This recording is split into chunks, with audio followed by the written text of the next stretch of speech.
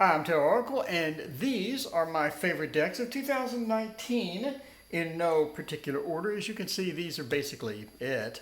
Of my top decks in 2019, let me go through each, let you know why I like them the best. And again, this is a subjective representation of obviously my favorite decks. If you have different favorite decks for 2019, list them in the comments below. But let's get started. So the first on my particular list is Forest of Enchantment Tarot. Such a gorgeous deck.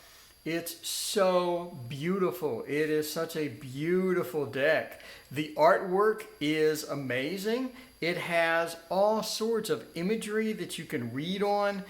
It has nice nature feel. It has a cool sort of running color theme that I absolutely love. Comes with a deluxe hard box and a very, very nice and thick book as well. So this is one of my absolute favorites. I use this all the time, the Forest of Enchantment Tarot. And the next on my list is the This Might Hurt Tarot deck. Now it comes in a hard box, which is fantastic. I like the style. The card quality is unmatched. Card that's such a great, look at that. Look how it snaps back. Such a great card quality. It has just redeeming, cute little graphics on it. The graphics on this are just excellent. Let's do a spread on this particular deck. The edges are great. The card quality just sings to you. And the imagery is sort of minimal. In other words, you don't have like, some of the decks that have 10,000 different things going on the cards. It's minimal imagery, but it still maintains the good representation of the card.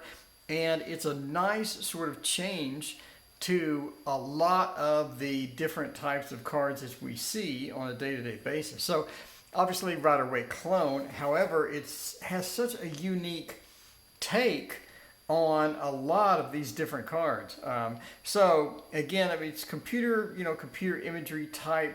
Not a big fan of this, but it's so whimsical and it's so different that I really enjoy this tarot. And again, the card quality is just outstanding, and I really love this deck. I mean, you can see I got the upgraded version, but you can see the edges are really cool. The card quality is fantastic. And again, this is a great deck. This would be a great deck for anybody. This is a good deck for starters. Somebody who's brand new to tarot would absolutely adore this deck. This would really sort of resonate with them, and you could really dig into it. It's very modern. It's very whimsical, and it's fun. The images are fun to sort of look at and read with. One of my favorite decks of this year, the This Might Hurt Tarot. And another one of my favorites of this year by far is the Oracle of the Hidden Worlds, Lucy Cavendish and Gilbert Williams. This is so pretty. This is so pretty. This is so pretty, and it has such an interesting variety of different types of cards within here. So the Oracle is a very interesting take on this, right? Gilbert Williams has really outdone himself with the graphics on this and with the imagery that you see on this particular Oracle. One of my absolute favorites. And you look at some of the other Oracles that came out this year, they really didn't, I mean, not only did they not resonate well with me, but they just kind of were off. I mean, there was something off with them. But man, Gilbert Williams knocked it out of the park with this artwork. Look at this. It's just amazing. And I like the meanings of the cards. I do like that it has a variety with both sort of the portrait and landscape mode cards. But the graphics are just second to none. I mean, it's like at a Ciro Marchetti level graphic design. It's just sort of, and the detail in like the foliage, the detail within the mountains and the clouds and etc. There was a lot of work went into this. I mean, this just wasn't something that Photoshop generated some foliage. I mean, you have distinct lighting effects on a lot of this foliage, and it was just really caught me off guard. I was not expecting to like this that much, but I absolutely adore the Oracle of the Hidden World. And the next on my list is obviously the Light Seers Tarot by Chris Ann. Keep in mind that she's coming out with another deck coming up in 2020. But yeah, it comes with a fairly thick book from Hay House that has a lot of good meanings and interesting type of approach to this. Unfortunately, my deck was damaged, but Hay House is shipping out a new one. So you can see the nicks and all that. This appears to be, from what I heard, this appears to be an Amazon mass market version issue. So if you got it off Amazon and you did the pre-order, you may have had one of the printings that got caught up in a bad machine. I'm assuming it's got little nicks and whatnot. But if you call Hay House, they within like 30 seconds they told me, hey, we're shipping you a new one. Thank you, etc. So yeah, call Hay House if yours is damaged. They'll make it right. So the Light Seers Tarot. So what really resonates to me about this is just the artwork, the borderless style, the sort of the new approach. And I say new, I mean it's obviously not brand new approach, but it's this new approach to reading. It's this new approach to the images of the old Rider-Waite that I like. And again, you know, obviously modern. It has a modern approach as well, the Two of Wands, but it keeps the meaning. I think my issue with a lot of tarot decks that modernize, have modern images, is they don't really keep the meaning, or they don't really keep the feel of that particular card. But you look at the Two of Wands, you do have that feel. You do have that feel with the globe, with the, you know, the sort of the brochure, with the bus, and then looking out through the window. It's got that modern feel to it. And then you have like the scribbles over here, so it has like a modern art feel as well. I think Chris Ann has really sort of grasped the basics of these cards and really moved them forward. And I think that's one of the biggest pluses that I found about this deck. And it reads fantastic. It has all sorts of new imagery and a fresh splash almost, right? And again, that modernistic art with the scribbles, and it has that not only the new modernistic feel to the art, but it also gives a new splash to all of the traditional tarot decks that we're used to reading with. So I think this is one of the best releases this year. This is the Light Seers Tarot. And next up on my favorite decks, obviously the Solo Booshka Tarot. If you've had this in the past, you know that there's been some bad printings. There's been some flaky cards that literally like that started peeling after the first shuffle. I mean, it's been treated as a tarot deck, as a collector's deck. And I think that's the approach that this has had for many, many years, in my personal opinion. For many, many printings of this, we've had a collector's deck. It's been a collector's deck. It's not designed for you to read with, but this one kind of blows it out of the water. This one, the card quality is nuts. It is insanely thick. It is beautiful. You get this great book, and they sort of try to get in a little bit on the meanings and whatnot, but they don't really cover minors, just the majors. But they try to get into the meanings, and we'll have a Solo Booshka course where we go deeper into the meanings as well.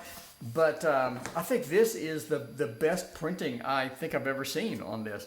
Card quality is fantastic. They're big, they're shiny. It is called a museum kit. It is a museum quality kit. It's designed for you to read.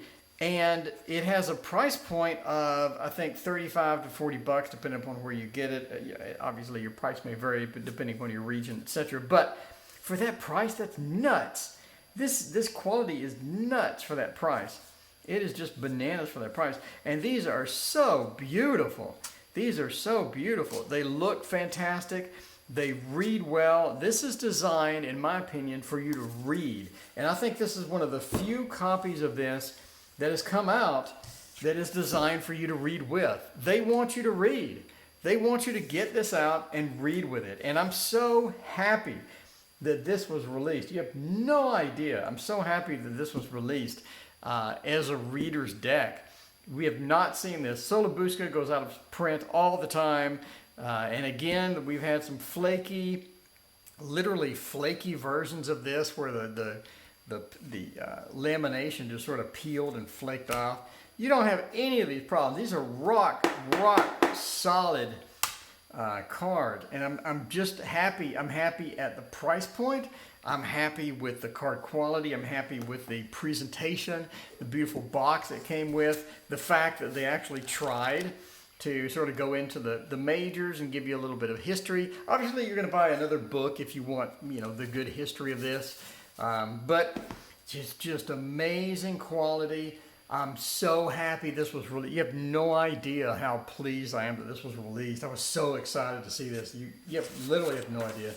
So yeah, it's just sort of just amazing, just amazing. If you've ever been interested in this, if these images resonate with you, etc., definitely pick this up. This is the release of all time, in my opinion. My personal opinion, this is the best release this has ever had. Again, very subjective and just my opinion.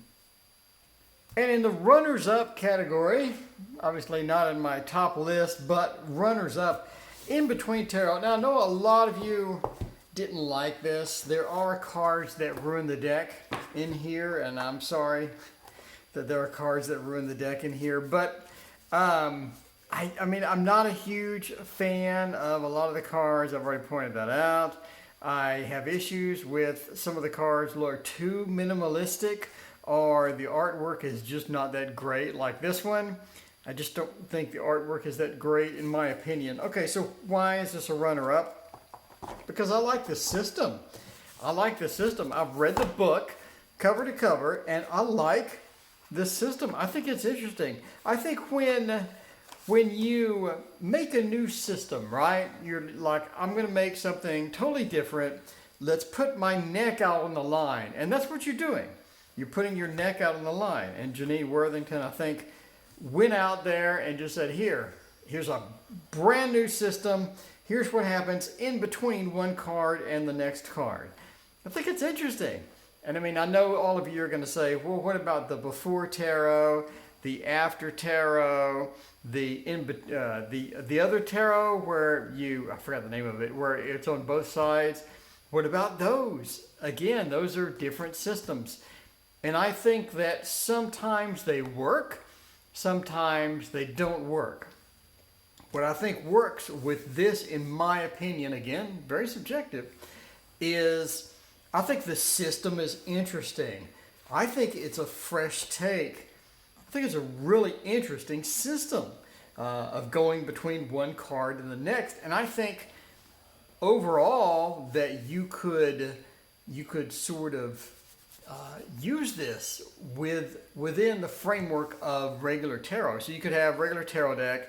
You have regular tarot deck, and then you have a few in-between cards, right? So I think the system is interesting. Again, do I like all the artwork? No. Do I think it's the most amazing deck, greatest deck of the year? No. Do I think the system is interesting enough for me to pursue personally and sort of just go out there and do it and see if it works? Yes. But the In-Between Tarot deck, again, honorable mentions. I think that the system is interesting, and I look forward to using it. Anyway, I'm Tarot Oracle, and this has been my favorite decks. Again, comments below about your favorite decks of 2019. Please, I'd love to hear from you. Thank you so much for watching, and please hit like and subscribe.